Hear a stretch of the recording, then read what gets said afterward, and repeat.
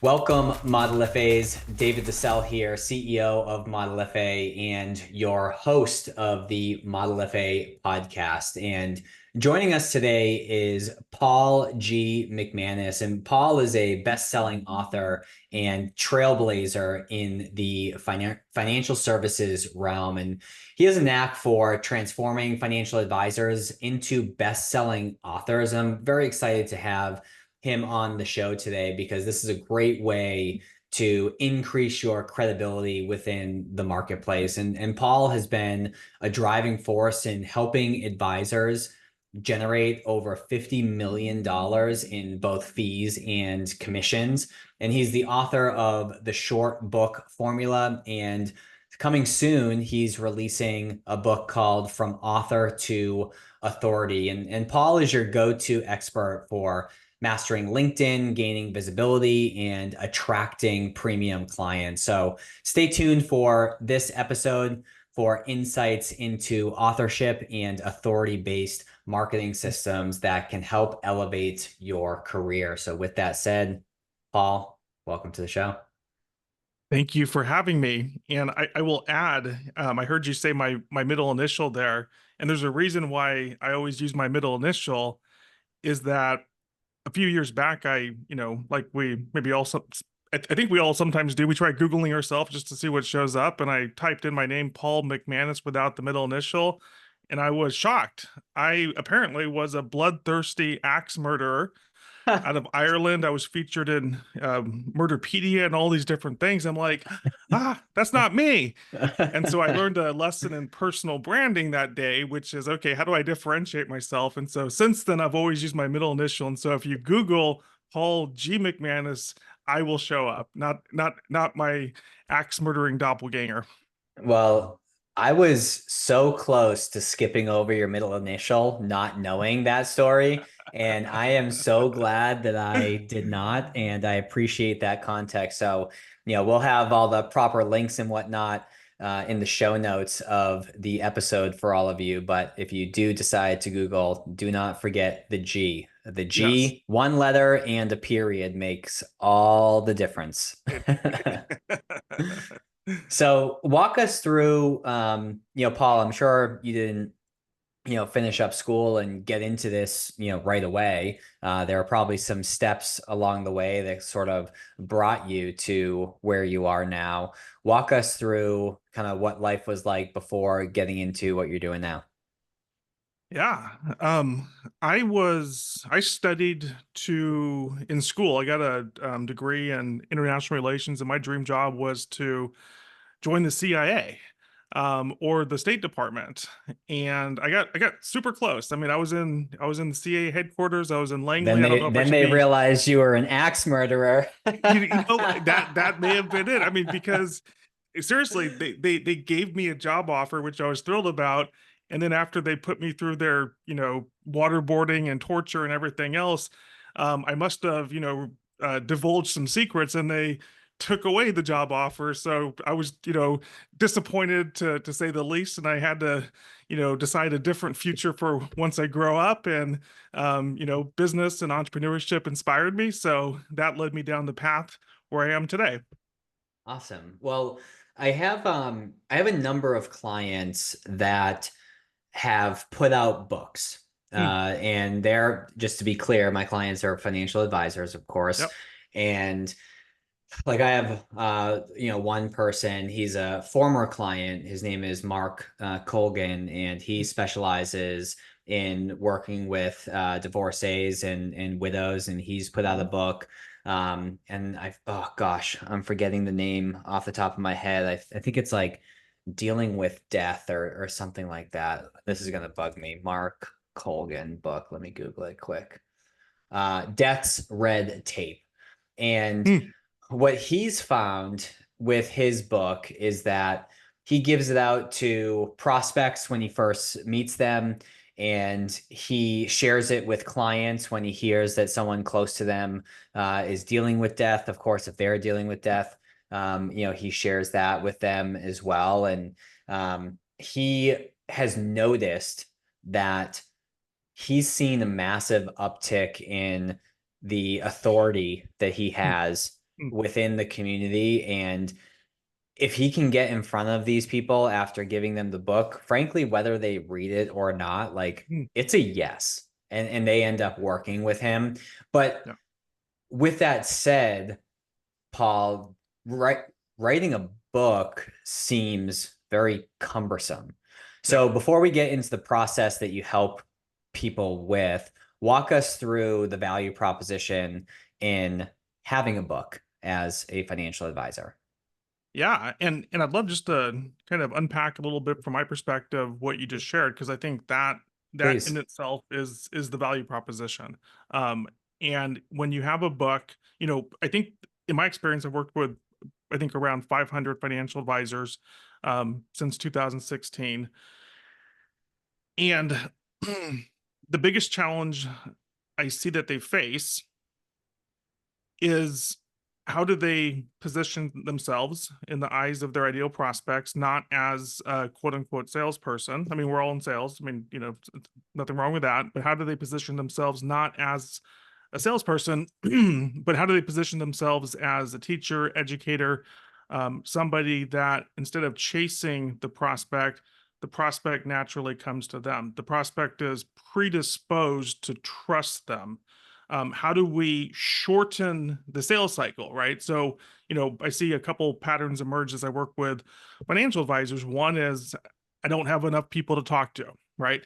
And then once they figure that out and they have enough people to talk with, the next problem is that these sales cycles, especially when they're online, seem to go on too long. And I'm just spending a lot of time in these long, drawn out sales cycles. So, how do you shorten the sales cycle? How do you actually spend your time in front of people that are already predisposed to want to do business with you? And you can take a perfect stranger and move them from, I don't know, who you were 2 weeks ago to now I'm willing to trust you with something that's super important to me, just super important to me. And so ultimately, it's how do we how do we build trust at scale? How do we build trust faster? And there's different ways to do that, obviously. Um, but what I've found in my experience is that the most consistent way to do that and the most reliable way to do that is to become an author. So I'm a big believer and student of a concept known as authority marketing. I love the concept. My mentor guru of choice is a gentleman named Dan Kennedy.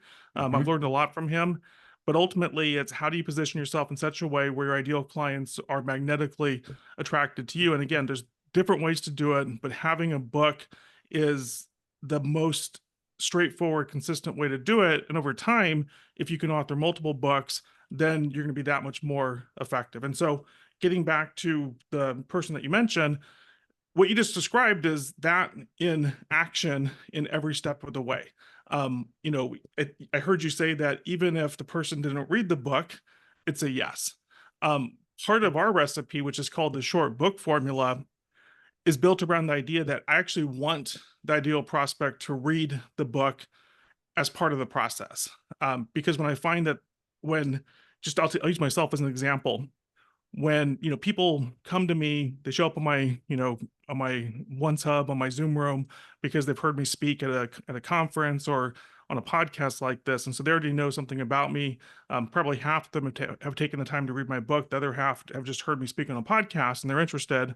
But I find that if I have them as part of the process read the book, my book, and they can do so in about 1 hour, that it's an automatic yes if they go through that process. And so I save immense amounts of time because I'm only really investing my personal time in front of people that are already predisposed to want to say yes and do business with me.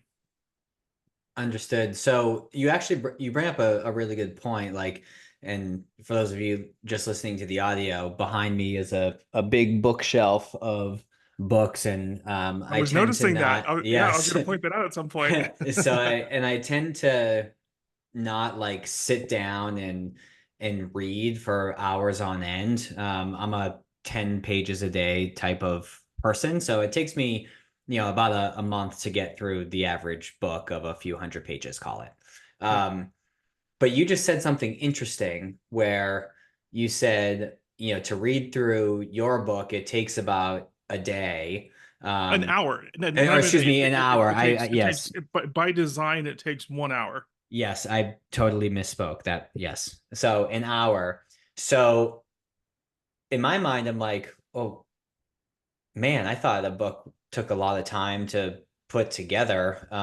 So walk me through like a book that you can consume in an hour. Is it just like short and sweet, almost like an extended article? Like, what's the thought process behind doing that? Is it just the fact that it looks and feels like a book? It doesn't matter the length of it as long as it's packed with value. I guess walk us through that methodology to ensure that the book is easily consumable.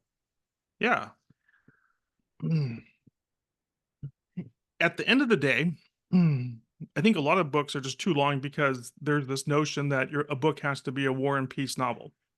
Um, the short book formula, the name of my book, I like to say that I didn't invent the concept behind a short book. And so just to kind of paint some context here, there's some really good historical examples. So have you heard of a book called The Art of War by Sun Tzu? Yep. Have you heard of The Prince by Niccolo Machiavelli? Yep. Um, these are books that are less than 100 pages and were written hundreds, if not potentially thousands of years ago, and have had enormous impact on the world. By contrast, and I'm going to geek out for a second. So if you're a student of strategy, and oftentimes that involves military strategy, there's another author, I think his name is Clausewitz, who wrote in like I think it was the 19th century, and he wrote this really thick 300 400 page book because he wanted to make it the Bible of everything strategy. And so it's a name that okay, oh, Clausewitz, but guess what? No one reads it. His ideal readers don't read it because it's too technical, it's too long, it's too confusing, it's all these different things. But just the core idea is that you don't lose impact, and arguably you have greater impact because what having a short book does is it forces you to prioritize your message. It forces you to prioritize your thinking. It makes you get really focused and concise about who your audience is, what's the problem that they're facing, what's the transformation, what's the solution, how do you help them get to point A to B, and position yourself as that person that can help them. An example that you brought up in the beginning, I forget some of the details, but it was very narrowly construed, right? So that's a very narrowly construed book for a specific audience. Now, he might work with different audiences. So he might benefit from having multiple short books. And so another beauty of having what I call a short book, which is typically anywhere from 80 pages up to 160 pages that can be read in 1 to 2 hours, is that once you see the power of it, immediately you want to do more because the return on investment, unlike traditional advertising and marketing where you either get a return on your investment immediately or not, a book's shelf life can be years, sometimes decades. But it's the ultimate tool that creates an ROI over time. I think I'm getting a little bit off track here. No, you're good. And the shelf life is a good example. So like, you think about a handwritten note, maybe that lasts a couple days, and then eventually it's, maybe put in a drawer, most likely put in the trash. Yep. Um, I have a good relationship with the folks over at a company called Reminder Media, which is a Hmm. branded magazine that advisors can send out every other month to stay relevant. And that Hmm. increases the shelf life to like 2 to 4 weeks where it sits on the coffee table. But eventually it throws out, gets thrown Yep. out. Rarely does someone, if ever, throw out a book? I mean, I have books back in Massachusetts where I grew up with that. I'm in the midst of having my parents like send those down to me Hmm. to add to my bookshelf. Hmm.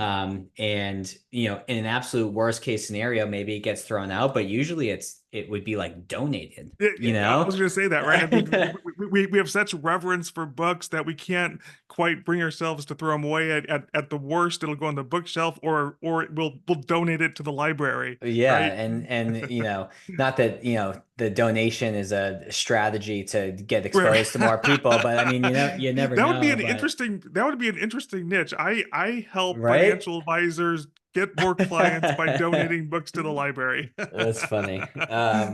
But it's there's something about a book where there's some of these books behind me that I haven't read yet, Yep.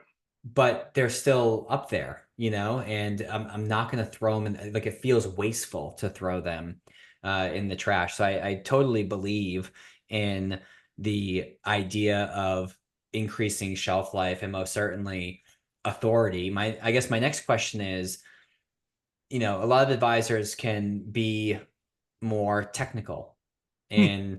and I'm curious to know, like, what are you seeing advisors actually write about?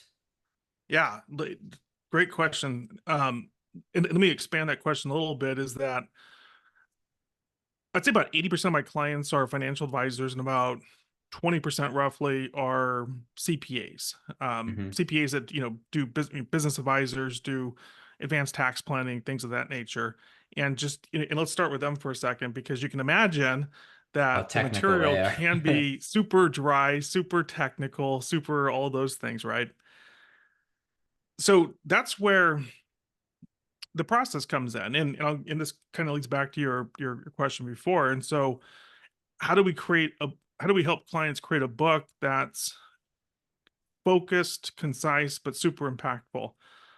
And we take clients, through essentially a 6-week process where we meet with them once a week on Zoom, and we have them essentially talk out their book. Our typical client's not a writer, and but they have experience. They have decades of experience, sometimes less, but they have a lot of experience. They have stories. The financial advisors tend to have more stories because they're generally more sales oriented, and it's the kind of things that they naturally talk to clients about. It's the best stories. It's all these cool things. But ultimately, we have our clients. We take them through a process to facilitate the goals of the book, who it's for, what's the problem that their ideal reader's facing, what's the transformation we want to take them through, and how do we tell the story in a compelling way so that someone, even a short book, I mean, in today's world with TikTok, I mean, our attention spans are like nothing. Hmm. And so even spending an hour to 2 hours of focused time is still a big ask for some people. And so stories are what really drives it.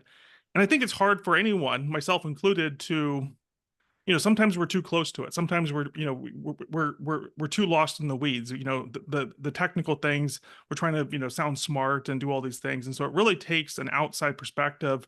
In our case, we have a team of book coaches that really help facilitate the conversation and structure the conversation, where we help the client and we capture the best of their experience, their ideas, their stories, and we help them focus on, from the reader's point of view, what would be attractive to them. I'm actually working on a book right now that is super that I love. It's a new client, and he's a financial advisor. And when and I'll just share this. So his name is Steven, and I've worked with again upwards to 500 financial advisors in the past since 2016. And rarely, if ever, do I say, I want to work with you, right? Rarely do I say, oh, talk to me more about this. But Stephen just has this amazing story that I caught from the very first time that we spoke about his approach and how it's different. And now I'm helping him write this book. And it's just so impactful. I mean, if and this is what's going to happen for him, is that when he talks in person to people, he's infectious. But when you can capture that and bottle that up and put it on paper and then turn it into an audio book, which is another way to communicate and get on podcasts or speaking things and talk about the message, it moves people, it inspires people, it makes people want to take action. It magnetically attracts people to you. I mean, to think about books like books that we've all heard of, Rich Dad Poor Dad, things like that. I mean, it becomes these things that we all talk about and we reference.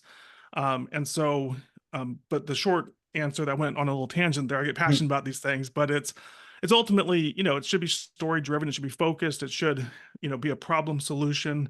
The person should be able to get to the end of the book and realize that there's hope, but that ultimately the answer, at least in the way that we write our books, is that they should reach out to the author so that they can get help in the actual implementation of the ideas that they just read. Understood. So in the 6 week program, so I'm like thinking about myself here where I'm like, okay, well, I would love to write a book, and there's a lot of different directions that I could go. Um, I guess walk us through what the structure of those calls are. Like, I'm sure you have like prompting questions and like things to like, start to uncover. And maybe it even takes a couple calls to figure out the direction that the book's going to go. Like, what does that process look like in more detail? And maybe share a prompting question or two just to sort of get myself and the people listening in the frame of mind of what that experience may be like in starting this process. Yeah. It's we've done this enough now where we have a very efficient process that's super effective. And so it starts, so once someone signs up with us, the first thing we do is we give them what we call a fast track assignment. And this is an assignment that they brain dump, they fill out in advance of their very first session. So it takes about 1 to 2 hours, but it's really just all the questions of who is your ideal client? What is your value proposition? What do you want your reader to get from this book? What are the problems you help solve? What's transformation? Just the kind of things we're talking about. And it really gives the client a chance to get more clear in advance of them having the very first call with us.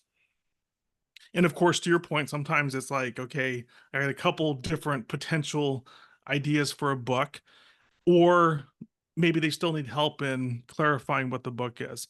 And so we have a number of highly skilled book coaches that we work with. And so the very first session, the book coach gets the assignment, they read it, they go through it. And that very first session is geared towards helping the client further talk out and expand upon the ideas and further clarify. I remember I was just watching a session with one of my book coaches. Her name is Nancy, and she's working with two advisors. And so, just as an aside, one of the cool things is that sometimes, whether they're partners or some sort of relationship, advisors co-author a book, and so that they can Mm, both leverage the book. And we don't charge more for that at this point. We just let them say, sure, if you want to co-author it, great. Um, but in watching this, they had some different ideas, and our book coach helped them clarify, this is this is a short book. And so it's really important to focus who is the audience that you want this book to be for. What is the key problem that you want to solve in this book? And again, the thing about the short book is because it's not the War and Peace version of this, is that it opens up opportunities for people to say, okay, great. In this book, my priority is to focus in on this. And then maybe in a future book, I want to focus in on that.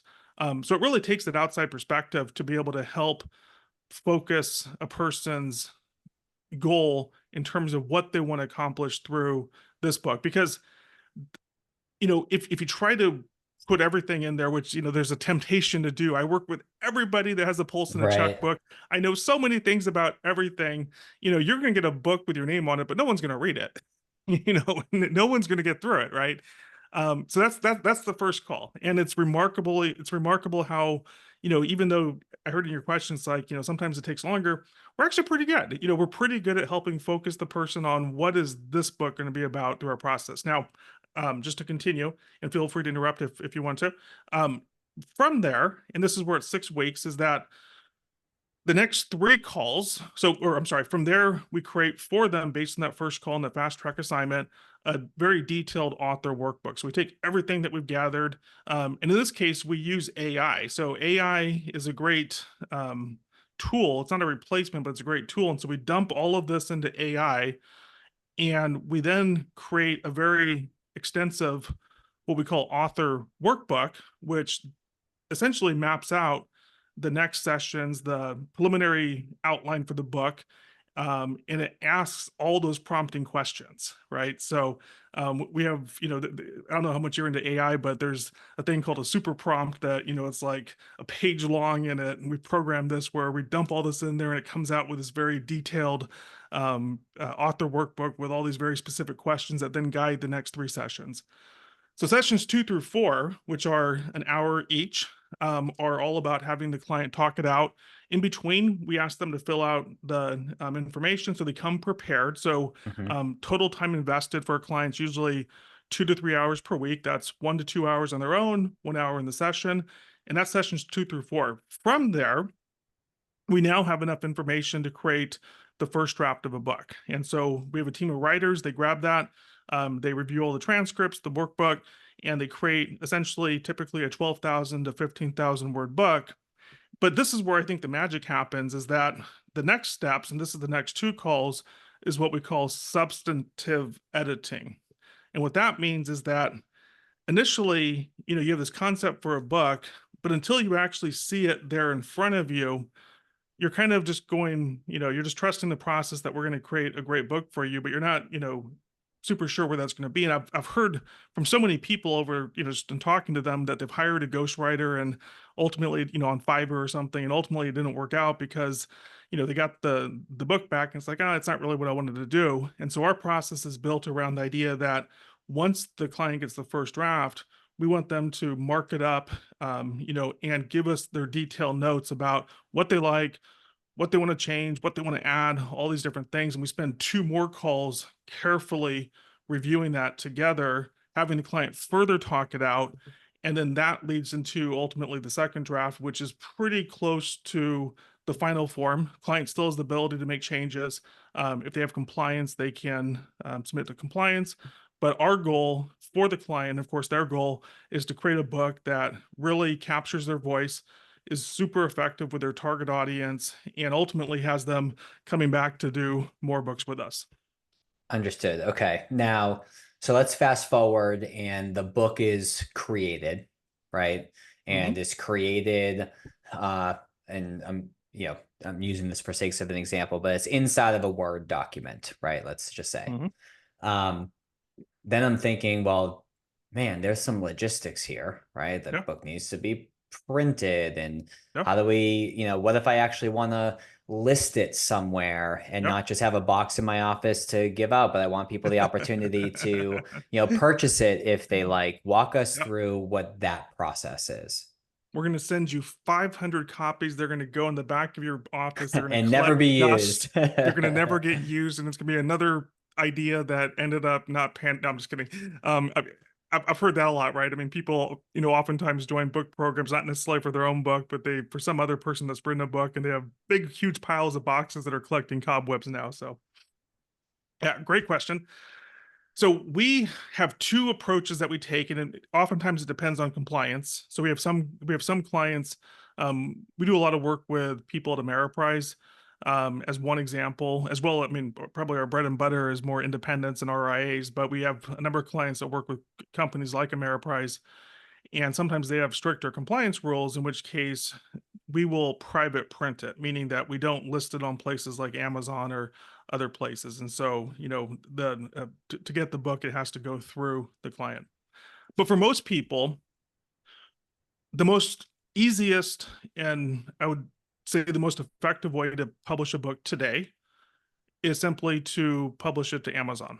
And there's a couple of reasons for that. One, it's not about being, discovered on Amazon per se, although that can happen. But Amazon, as you know, is amazing. I mean, Amazon, you can publish a book to Amazon, and literally our short book, they will print on demand, typically for $4 or less, and send it to someone through Prime at no cost. And so for $4 plus tax, I could send you a book in the mail and it'd show up on your doorstep 2 days later. So let me Um, clarify that before you yeah, keep going. So, because one of my things was, okay, do you have to print 1,000 books and have them at distributions, Amazon distribution centers and come out of pocket for that cost? But what you're saying is, and depending on the book and other factors, let's call it $4-ish, plus yep. plus tax. You're saying that you can just essentially send them the digital file and they print it on demand, so you're not sitting on any stock of the book at all. That's 100% it. That's 100% it. You can literally print one book or 500 books or one book at a time. Excuse Um, my language, but no shit. That's wild. it's incredibly wild. And I mean, just give you a comparison. I mean, like I've been doing a lot of events recently where I'll go and I speak and I have my book and I get a booth and I'll take copies of my booth. I also get a brochure, right? Because I want to at the event I want to use both. And I will literally just go to Amazon Prime, order say 50 copies of my book. Send it right there. They'll send them to the location to me. It's about $4 per book. And then I'll go and I'll get my brochure printed at the local FedEx office, and it'll cost about $4 per brochure. And I know that the book's going to have a long shelf life. Every book I give is going to not get thrown away. It's going to get kept. Whether or not someone takes action on the brochure, it's going to get tossed if they don't take action on it. Um, but it's remarkable. Now, Amazon has the ability to, through their Kindle Direct Publishing system, you can order like in bulk, but it's so cost effective just to do it through their retail site that I pretty much, for the most part, I just order my own books through their retail site. And anytime I meet with someone, the first thing I do is I ask them is, what's your address? I'll send you a copy of my book. You know, $4 later, it's on their doorstep. And the other cool thing about that is that because you don't have to, invest in inventory, and sometimes what happens is that say 3 months, 6 months, a year later, you want to make a few revisions. No You problem. simply re-upload the manuscripts. Sometimes you can do an official one where it's like second edition and make a big deal about that, or you can just make the revisions without calling them out. And now at that point moving forward, all the books reflect those revisions. And so you really have zero sunk cost in inventory. Wow. So, so, um, I guess my next question is, and we had talked about this a little bit. So, and I think part of the value of having it listed on Amazon as opposed to, just having a box in the office, so to speak, is, unless your doppelganger is an axe murderer, as we talked about at the beginning, when someone Googles your name, that pops up likely. And you had shared a scenario where you guys really push towards having folks become bestsellers on Amazon. So not only do you have a book listed, but you also have the opportunity to become a bestseller. What does that process look like? Yeah, so two questions there. First one, just about listing. So Amazon is fantastic, what's called domain authority. And so once your book's on Amazon, it's going to show up as one of the first things when someone Googles your name, right? So you might have your LinkedIn, your website, but Amazon's going to show up there pretty quickly as well for domain authority.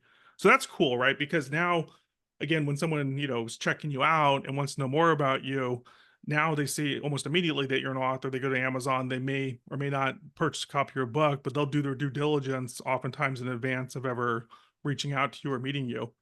The bestseller part is, I would just call it being an author on steroids, right? So I mean, our culture respects authors, just historically, I think for reasons that we've touched upon throughout this conversation.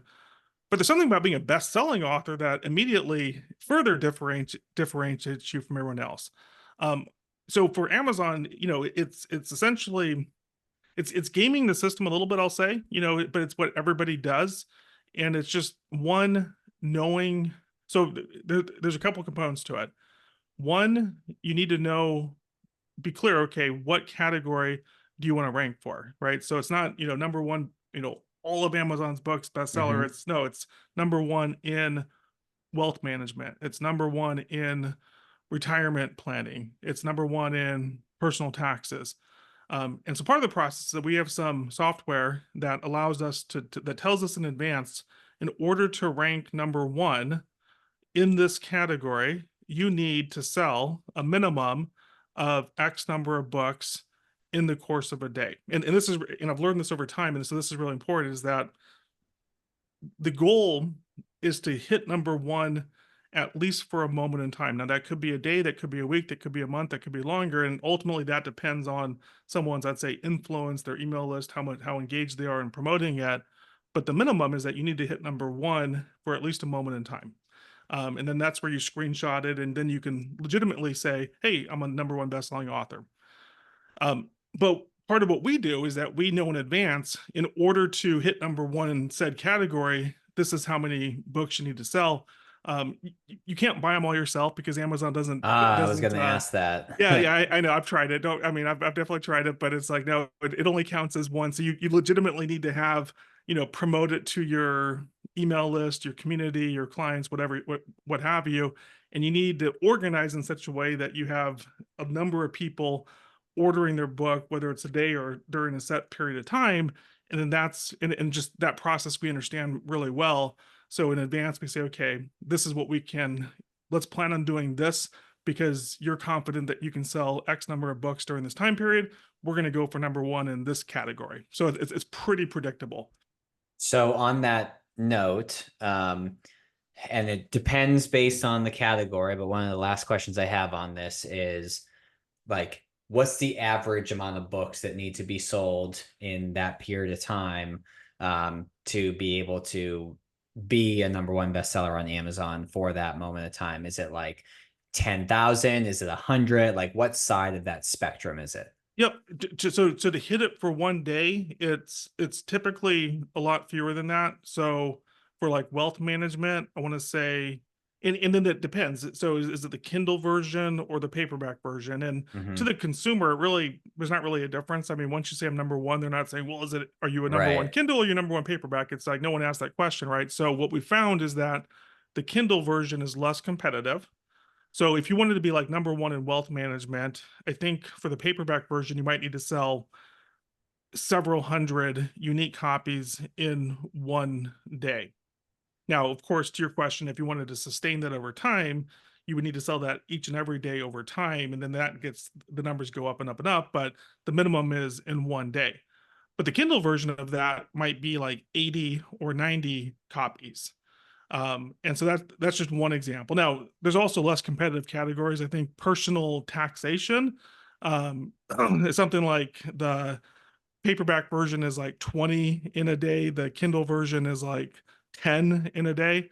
So you can just see that depending on your confidence level as a client in terms of how many people you can organize to buy the book through your own savvy, we help determine that in advance. And so we pick categories that we are already pretty confident that we're going to be able to hit.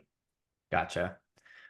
Well, this is awesome, Paul. And I think for the amount of work that an advisor would need to put in, this is a no-brainer to integrate into people's business. So I hope they really take you up on helping with this, and we'll give you an opportunity to plug where you want to send people in a Yep. moment. But one of the questions that I ask all of our guests is a book that's had an impact on them. And I know you have a book, you have one coming out, but the book that you chose to talk briefly about is by Dale Carnegie, How to Win Friends and Influence People, which is a staple on my end as well. But what's the impact that that book has had on you?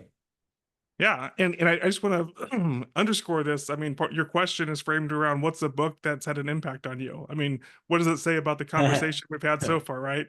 It's Right. not what's a podcast or what's a movie. It's what's a book that's had the most impact on you. So just wanted to underscore that. Yeah, I've been a fan of Dale Carnegie for a long time. I was actually became a I took the Dale Carnegie course, which is if you haven't heard of that, it's pretty popular.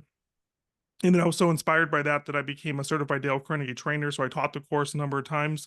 And just through that process, I mean, whenever you learn something, get certified, you just spend a lot of time and attention getting versed in the materials. And so I probably read or listened to How to Win Friends and Influence People multiple times. And it's, just really before I read it, this was back in my 20s. I'm now in my late 40s. I would say that I was not the best leader or manager. And I knew that, and so I just went on a tear about reading different books and trying to learn and get better. And so that was one that really impacted my thinking, and I think made me a much better leader of people.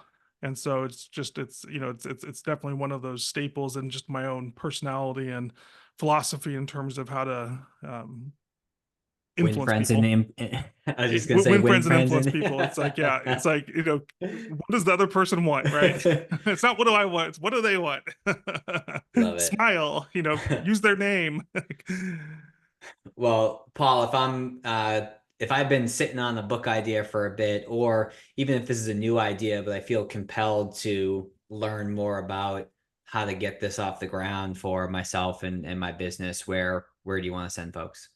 Yeah. Easiest way is to my website. It's theshortbookformula.com. And from there, you can get a free copy of my book, The Short Book Formula.